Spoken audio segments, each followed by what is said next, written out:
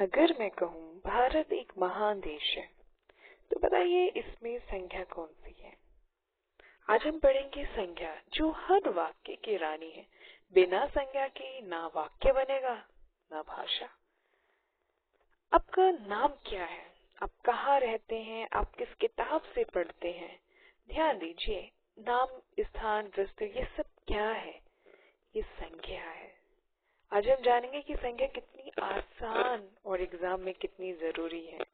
नमस्कार मित्रों, welcome to my channel JK with Rakhi. आज हम पढ़ेंगे संज्ञा, जो कहीं ना कहीं यूपीएससी हो, पीसीएस हो, आरओ हो या एसआई हो, हर एग्जाम में संज्ञा से प्रश्न जरूर आते हैं। लेकिन क्या आप सच में जानते हैं कि व्यक्तिवाचक और जातिवाचक में फर्क क्या है? आज हम संज्ञा को ऐसे समझेंगे कि गलती की कोई गुंजाइश ना हो। सबसे पहले हम जानेंगे संज्ञा की परिभाषा। संज्ञा की परिभाषा जानेंगे सबसे पहले।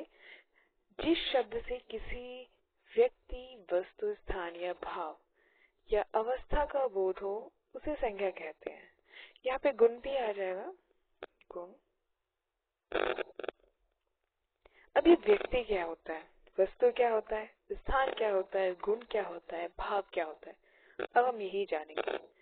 व्यक्ति हो गया किसी व्यक्ति का, जैसे कोई नाम हो सकता है, जैसे कोई राम हो गया। राम, राम क्या है? ये व्यक्ति है। कोई वस्तु की बात करें, जैसे किताब, पेन, ये क्या है? ये वस्तु हो गई। स्थान क्या है? स्थान जहाँ आप रहते हैं, जैसे दिल्ली हो गया, कोई भी जगह का नाम कह सकते हैं, वो स्थान में आ जाता है। गुण क्या है? ईमानदारी, बेईमानी, ये गुण हो जाते हैं एक व्यक्ति के, है ना। भाव की बात करें, कभी खुशी कभी गम, ये भाव में आ जाते हैं। तो इन सब चीजों को जो हमें बताता है वो है आपकी संज्ञा। जैसे पहचान के रूप में हम देखें, कौन क्या पूछने पर उत्तर मिले। जैसे कि कोई व्यक्ति है तो हम क्या बोलते हैं? कौन है, कौन आया है, हम इस तरीके से बोलते हैं, तो हमें आंसर मिल रहा है। क्या पूछने पर उत्तर मिले, कोई वस्तु है तो हम उसके लिए क्या बोलेंगे? ये क्या है, ये क्या है? ये किताब है, ये पेन है। या फिर हम कोई स्थान है, कौन सा स्थान है, तो कौन की बात आ गई, हम ऐसे भी देख सकते हैं। अब हम आगे पढ़ेंगे इसके टाइप। संज्ञा के भेद कितने होते हैं? संज्ञा के भेद कितने होते हैं? संज्ञा के भेद 5 होते हैं। कितने होते हैं? 5 होते हैं। कौन कौन से होते हैं, अब हम ये देखेंगे। संज्ञा का पहला भेद है व्यक्तिवाचक संज्ञा। व्यक्तिवाचक संज्ञा क्या होती है? किसी विशेष व्यक्ति, स्थान या वस्तु का नाम। किसी विशेष की बात करें, जैसे राम है, राम एक है, विशेष है। सीता है, सीता एक विशेष है। दिल्ली, भारत, गंगा, रामायण, ये क्या है? ये एक है, एक विशेष है, एक व्यक्तिवाचक है। व्यक्तिवाचक में क्या आता है? जिसमें हम किसी विशेष की बात करते हैं। दिल्ली से क्यों? दिल्ली की बात हो रही है, भारत की राजधानी है, तो दिल्ली एक है, तो वो एक विशेष हो गए, इसे बोलते हैं व्यक्तिवाचक। दूसरा आता है जातिवाचक संज्ञा। जाति में क्या आता है? हम देखते हैं ना, जाति की बात होती है किसी जाति या वर्ग का नाम जो अनेक अनेक पर लागू हो। जैसे हम कोई भी जाति में क्या बोलते हैं, जैसे लड़का है तो एक लड़के की बात नहीं हो रही है।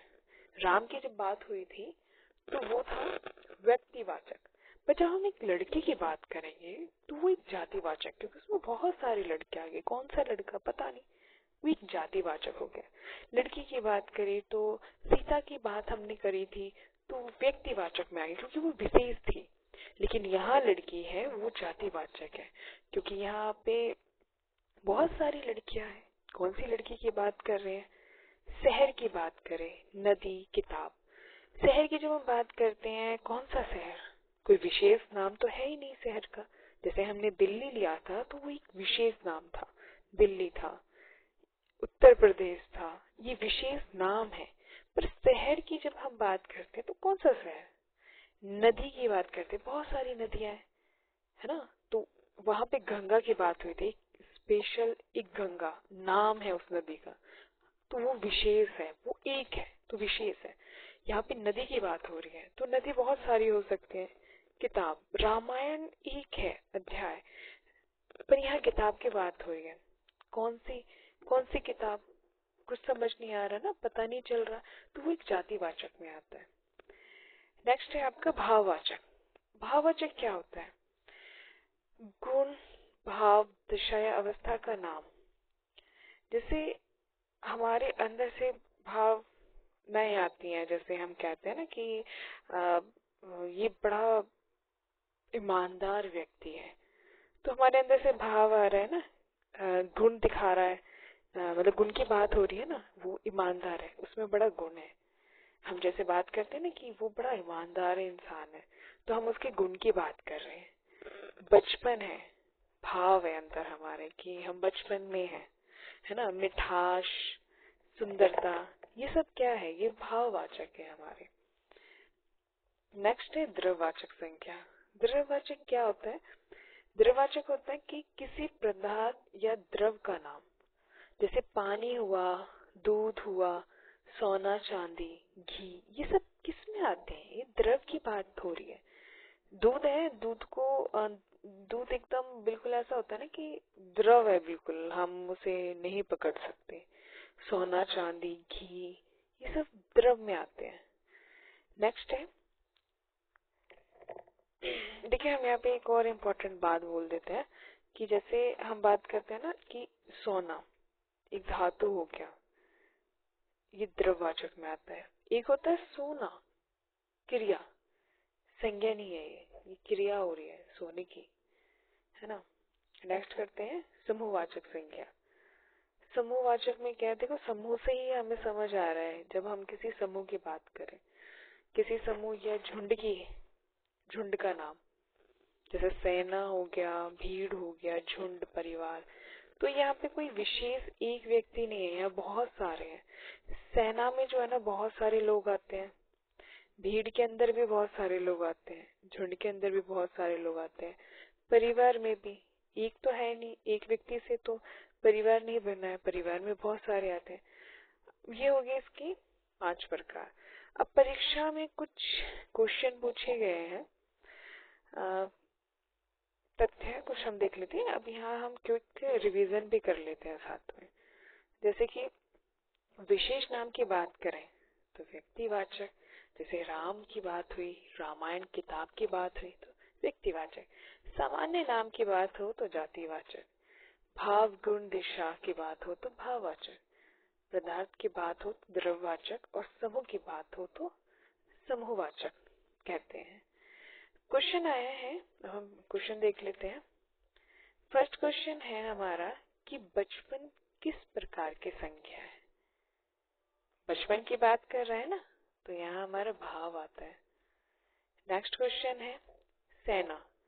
अभी हमने बताया था कि सेना किस प्रकार की संख्या है, तो सेना है समूहवाचक, क्योंकि सेना कोई एक व्यक्ति की बात नहीं हो रही है, सेना के अंदर बहुत सारे लोग होते हैं, तो समूह की बात हो रही है। नेक्स्ट क्वेश्चन है नदी। नदी क्या है?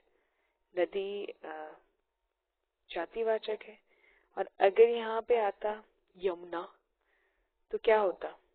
वो व्यक्तिवाचक होती। यहाँ जातिवाचक है क्योंकि हम नदी की बात कर रहे हैं। कौन सी नदी? कोई विशेष नाम नहीं है। नेक्स्ट क्वेश्चन है रामायण। रामायण किस प्रकार की संज्ञा है? व्यक्तिवाचक है। क्या है? व्यक्तिवाचक है। नेक्स्ट क्वेश्चन है नेक्स्ट, एक सेकेंड। नेक्स्ट क्वेश्चन है कि दूध किस संज्ञा का उदाहरण है? दूध की बात कर रहे हैं हम, दूध किस संज्ञा का उदाहरण है? तो वो है द्रववाचक। अब एक क्विक नजर हम देखें, क्विक रिवीजन करें। वैसे हमने कर लिया था कि विशेष नाम की बात हो व्यक्तिवाचक, सामान्य नाम की बात हो जातिवाचक, गुण भाव की बात हो भाववाचक, पदार्थ की बात हो तो द्रववाचक, समूह की बात हो तो समूहवाचक। Thank you so much.